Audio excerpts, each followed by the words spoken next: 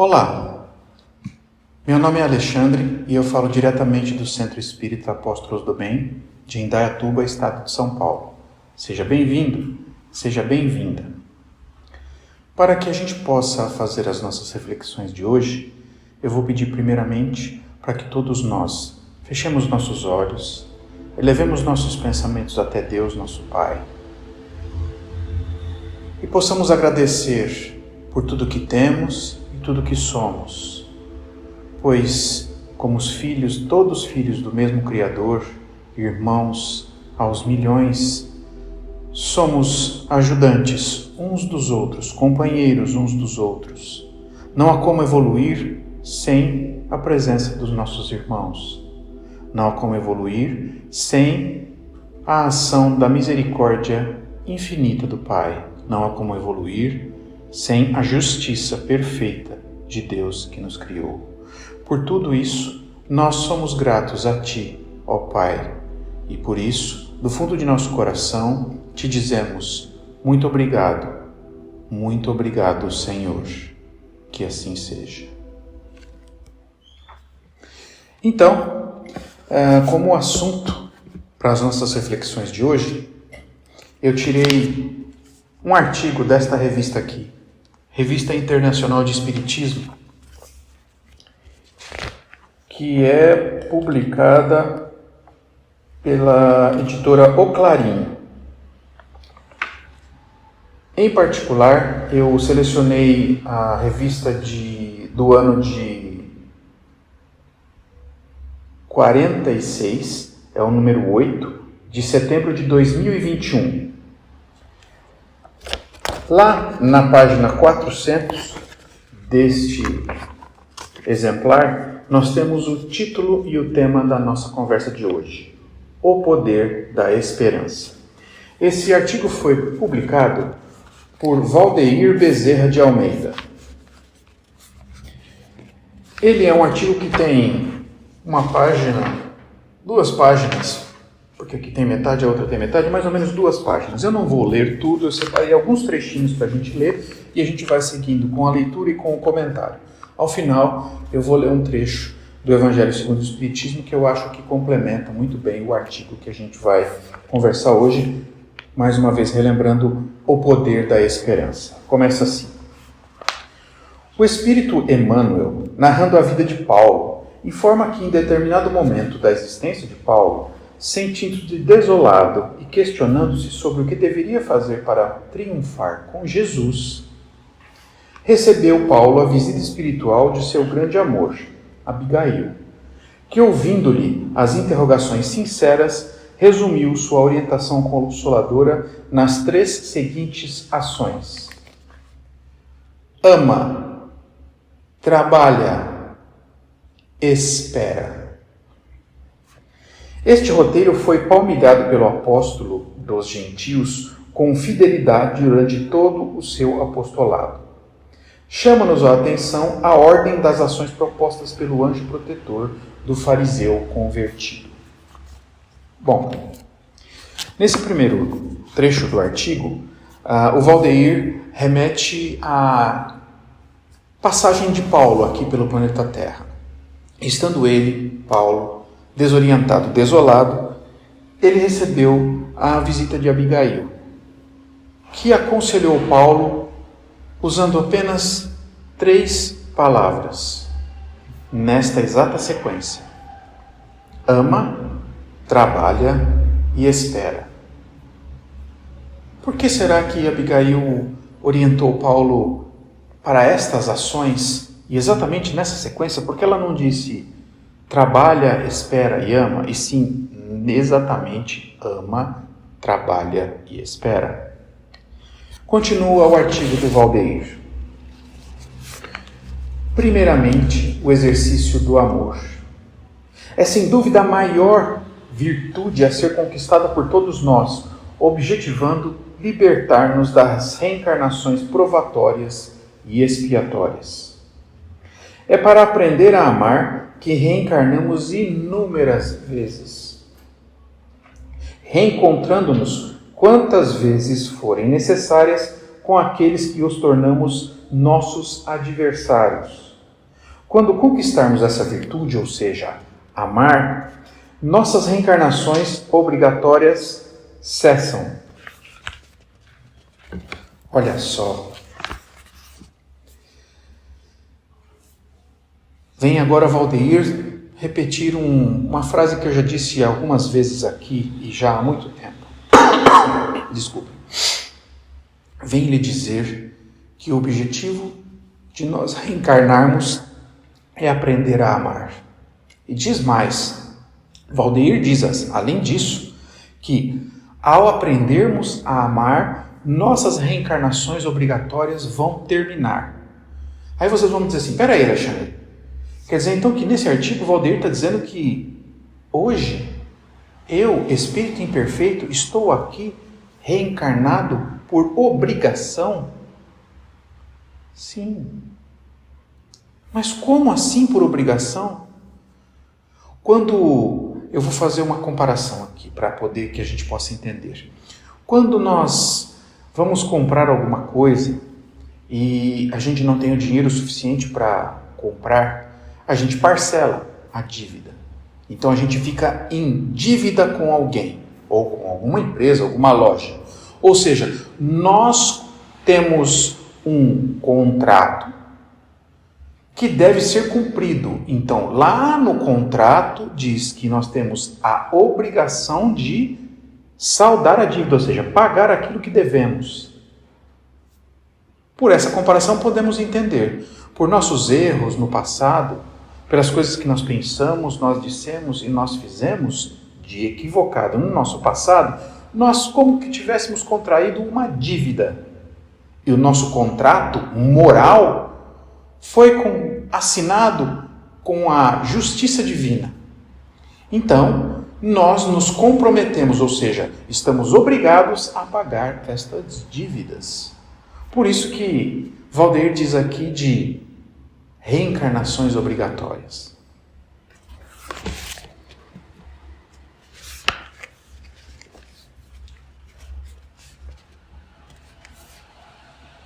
Continuando. O segundo instante da orientação de Abigail para Paulo é trabalhar. Entenda-se o trabalho como toda atividade pela qual a pessoa exerce, usando suas forças físicas e mentais. Assim, ela transforma o estado natural das coisas e do meio que lhe envolve. Essa transformação deve alcançar não somente o sentido objetivo do que é exterior a quem trabalha, mas também o subjetivo, ou seja, a natureza interior de cada um. Quando a pessoa considera o trabalho que executa uma ação humilhante ou um castigo, este trabalho nada enriquece. A transformação íntima da sua natureza não acontece e a pessoa não cresce moral e espiritualmente. É como nos ensinam os espíritos, abre aspas. O homem quintessencia o espírito pelo trabalho, e tu sabes que só mediante o trabalho do corpo o espírito adquire conhecimentos. Fecha aspas. Vamos lá. Então, depois de falar sobre amar, vem aqui Valdeir raciocinar sobre trabalhar. Primeiro, Valdeir nos explica que existem dois tipos de trabalho. Existe o trabalho físico e o trabalho moral. O trabalho físico é fácil de entender. Tudo que o homem, ou tudo o que nós, espíritos encarnados, fazemos para modificar aquilo que nos cerca é trabalho. Ou seja, todas as construções, o progresso das cidades, desviar o curso de um rio, gerar eletricidade, tudo isso é fruto do trabalho do ser encarnado.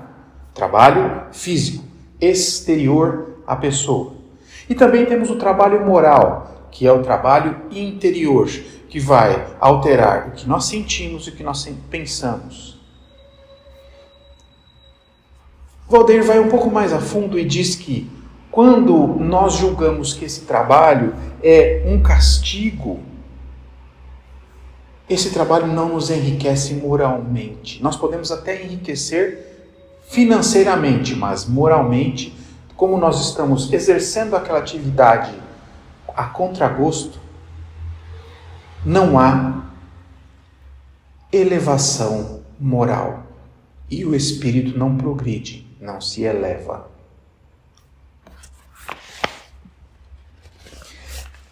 No final ele diz assim, ele cita o que os espíritos falam: o homem quintessencia o espírito pelo trabalho. Eu procurei no dicionário e quintessenciar é depurar. Ou seja, o espírito o homem quintessencia, palavra difícil, né? O homem quintessencia o espírito pelo trabalho. Ou seja, nós, espíritos encarnados, trabalhando, vamos depurar o nosso espírito, ou seja, vamos nos elevar moralmente. É isso que termina aqui Valdeir citando. Vamos lá continuar o artigo. O terceiro passo a ser dado pelo apóstolo dos gentios, Paulo, segundo o conselho amoroso de Abigail, é exercitar a espera, ou seja, cultivar a esperança, que além de ser uma atitude positiva para divisar-se um futuro feliz, é também fonte de saúde mental, não permitindo que o ser humano caia em desespero, o que será uma rebeldia à vontade do Onipotente, sempre punido com o prolongamento da causa que o produziu, até que haja completa submissão. Durante os primeiros anos da expansão do cristianismo, em Roma, era a esperança que fortalecia o ânimo daqueles cristãos levados ao anfiteatro romano para serem devorados pelas feras, proporcionando um dantesco espetáculo aos romanos politeístas, sequiosos de esperança que seus deuses não lhes ofereciam. Frente às feras e confiantes na promessa do Rabi da Galileia, os cristãos saudavam, abre aspas, Ave Cristo, os que vão viver para sempre te glorificam e saúdam, fecha aspas. Era a fé, alimentando a esperança em dias gloriosos no plano da verdadeira vida. Os anos se passaram e o Rabi da Galileia venceu e continua alimentando as nossas esperanças em dias melhores, num mundo de regeneração. Vejam então aí que agora, neste trecho, o Valdeir vem falar da terceira atitude que Abigail sugeriu a Paulo: esperar. E ele fala que esperar é cultivar a esperança. Ele explica que aquela pessoa que tem fé num futuro melhor enfrenta as coisas de forma diferente. Quem tem fé num futuro melhor tem esperança e não se desespera, porque sabe que após essa vida, a verdadeira vida continua. Então não existe problema insolúvel, porque temos a eternidade para resolver os problemas. A esperança nos traz tranquilidade, nos traz, eu posso dizer, usando a melhor palavra, a esperança nos traz perseverança, não desistir, não desanimar e não se desesperar diante das dificuldades.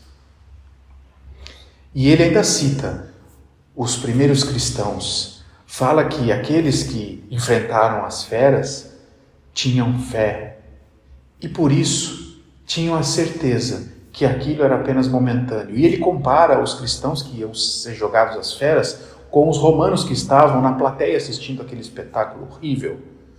Os espectadores romanos procuravam a esperança, mas os deuses que eles tinham não lhes proporcionavam esperança, enquanto Jesus, através dos seus ensinamentos, nos trouxe a esperança. Mais que isso, a certeza de que o nosso futuro é de paz, de perfeição e felicidade. Por último,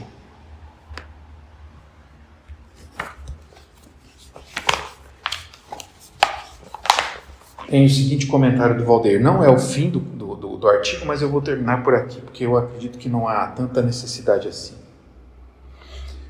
Esperança é o elevado sentimento de quem vê a possibilidade de realização daquilo que deseja, para si ou para outra pessoa,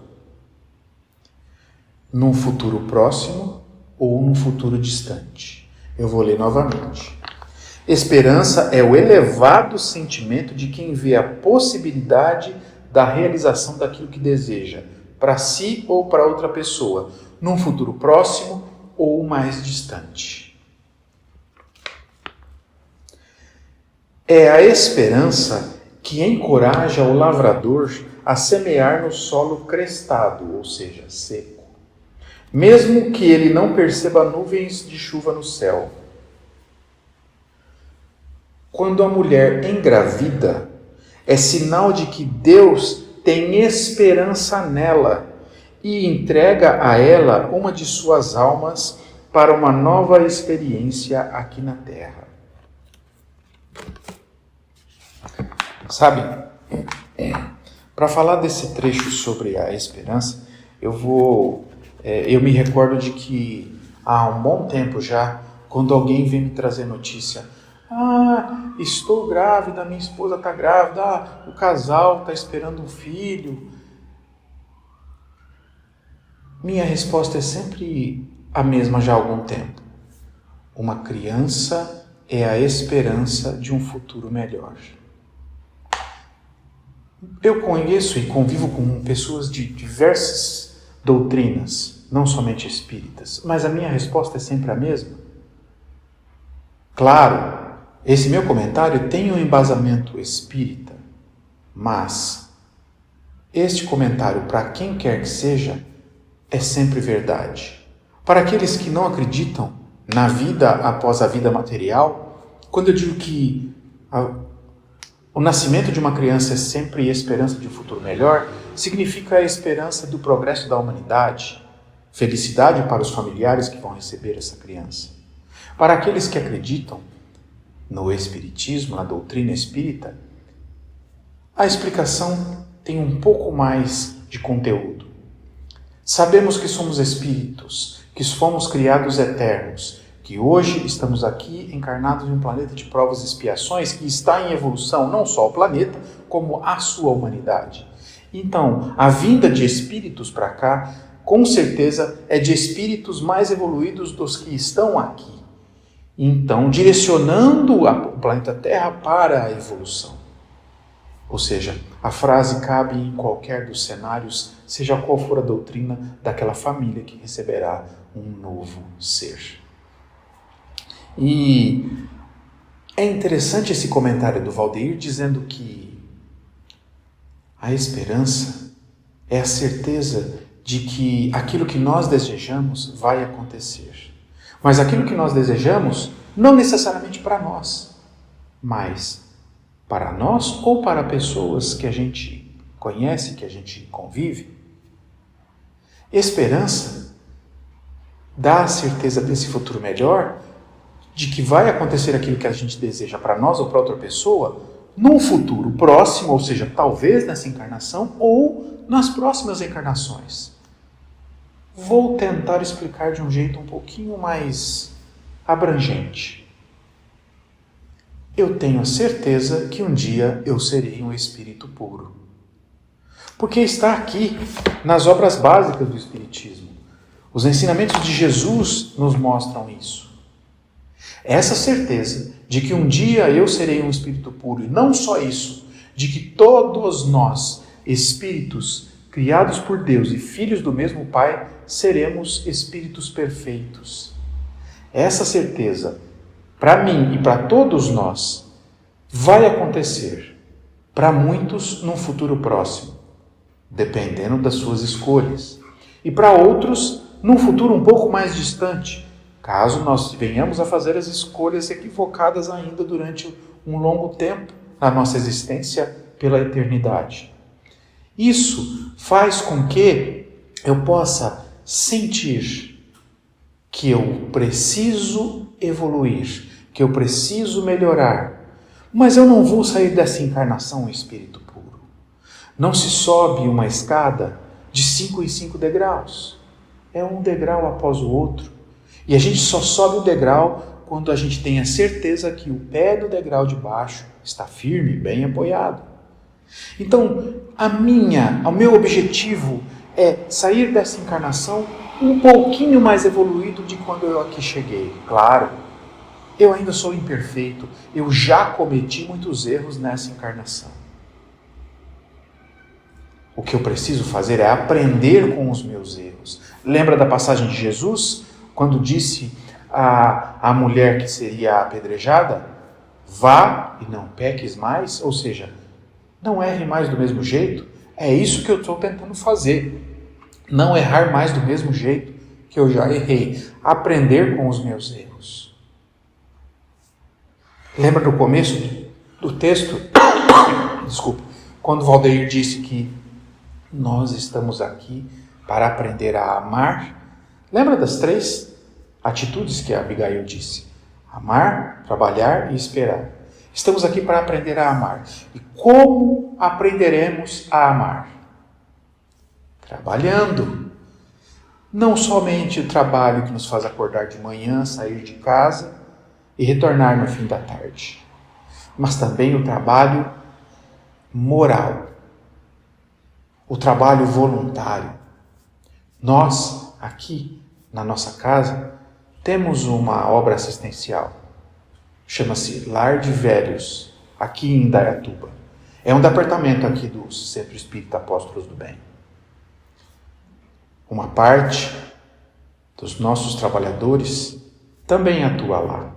Mas você não precisa ter uma entidade que você precise ir até lá para poder exercer o trabalho voluntário. Você pode exercer o trabalho voluntário sendo educado com as pessoas, respeitando cada um dos nossos irmãos. De novo, lembrando Jesus, segundo mandamento, faça ao próximo o que você gostaria que fosse feito a você. Quando a gente mais precisa de apoio, o que a gente deseja é que alguém chegue para apoiar. Então, por que não, quando a gente percebe que alguém está precisando de ajuda, oferecer essa ajuda, se está ao nosso alcance? Vejam então, parece simples: amar, trabalhar e esperar. Como eu disse, estamos aqui encarnados para aprender a amar. E vamos aprender a amar através do trabalho, ou seja, do exercício da caridade, do exercício do amor ao próximo. E, além de amar e trabalhar, necessitamos esperar. Por quê? Porque façamos a nossa parte e podemos esperar com a certeza que Deus fará a parte dele. Aliás, Deus sempre faz a parte dele. Somos nós que falhamos ao fazer a nossa parte. Agora, para que a gente possa encerrar a nossa reflexão de hoje, eu vou ler um trechinho aqui do Evangelho segundo o Espiritismo, que traz... Será que eu marquei errado? Deixa eu ver aqui. Não, está certo. Que traz aqui no capítulo 19. O capítulo 19 tem por título: A fé transporta montanhas. E aí, lá nas instruções dos Espíritos, nós temos como título deste capítulo, nas instruções dos Espíritos, a fé, mãe da esperança e da caridade. No item 11, dizem assim os Espíritos superiores: a fé, para ser proveitosa, deve ser ativa. Não deve se entorpecer. Mãe de todas as virtudes que conduzem a Deus, a fé deve velar atentamente pelo desenvolvimento das filhas que dela nascem. A esperança e a caridade são consequência da fé. Essas 3 virtudes são uma trindade inseparável. Não é a fé que dá a esperança de ver se cumprirem as promessas do Senhor? Porque se não tendes fé, que esperais? Não é a fé que dá o amor? Porque se não tendes fé, que reconhecimento tereis e por conseguinte que amor? Divina inspiração de Deus desperta a fé em todos os nobres instintos que conduzem a pessoa à prática do bem. A fé é a base da regeneração. É preciso, pois, que essa base seja forte e durável, porque se a menor dúvida vier abalá-la, em que se torna o edifício que construíste sobre ela, elevai, pois, esse edifício sobre fundações inabaláveis, que a vossa fé seja mais forte do que os sofismas e as zombarias dos incrédulos, porque a fé que não afronta o ridículo dos homens não é a verdadeira fé. Vejam então que aqui, nesse primeiro trecho das instruções dos Espíritos, falando da fé, mãe da esperança e da caridade, os Espíritos superiores falam da fé e falam das suas duas filhas, a esperança e a caridade. Olha, fé, esperança e caridade. Diretamente com o texto do Vandeiros. Amar é praticar a caridade. Trabalha, tenha fé. Espera, tenha esperança. Vejam então que aqui nas instruções dos Espíritos nós temos como se fosse um resumo. Continuam ainda os Espíritos superiores. A fé sincera é arrebatadora e contagiosa. Ela se comunica àqueles que não a tinham, ou mesmo que não queriam tê-la. A fé encontra palavras persuasivas que vão à alma, enquanto que a fé aparente não tem senão palavras sonoras que os deixam frios e indiferentes. Pregai pelo exemplo da vossa fé, para dá-la aos homens. Pregai pelo exemplo das vossas obras, para fazê-los ver o mérito da fé. Pregai pela vossa esperança inabalável, para fazê-los ver a confiança que fortalece e leva a enfrentar todas as dificuldades da vida. Os Espíritos superiores estão falando do nosso Mestre Jesus. Jesus pregou através de suas parábolas entre todos nós há mais de 2000 anos. Mas mais que isso, Jesus exemplificou tudo o que ele disse nas parábolas. Olha só, diz aqui o texto: pregai pelo exemplo da vossa fé, para dá-lo aos homens. Ou seja, Jesus pregou pelo exemplo da fé dele, para dar essa fé a todos nós. Pregai pelo exemplo das vossas obras, para fazê-los ver o mérito da fé. Jesus exemplificou através de várias atitudes, várias ações durante a passagem dele aqui. E nos deixou vários exemplos. Ou seja, ele não só disse, ele fez. Por último, pregai pela vossa esperança inabalável, para fazê-los ver a confiança. A fé de Jesus é inabalável. E ele deu demonstrações disso. Por último, termina aqui o trecho das instruções dos Espíritos. Tende, pois, a fé em tudo o que ela tem de bom e de belo, em sua pureza e em sua racionalidade. Não admitais fé sem controle, filha cega da cegueira. Amai a Deus, mas sabei por que o amais. Crede em suas promessas, mas sabei por que nelas credes. Segui nossos conselhos, mas inteirai-vos do fim que vos mostramos e dos meios que vos trazemos para atingi-lo. Crede e esperai, sem jamais fraquejar. Os milagres são obras da fé. José, Espírito Protetor, Bordeaux, 1862.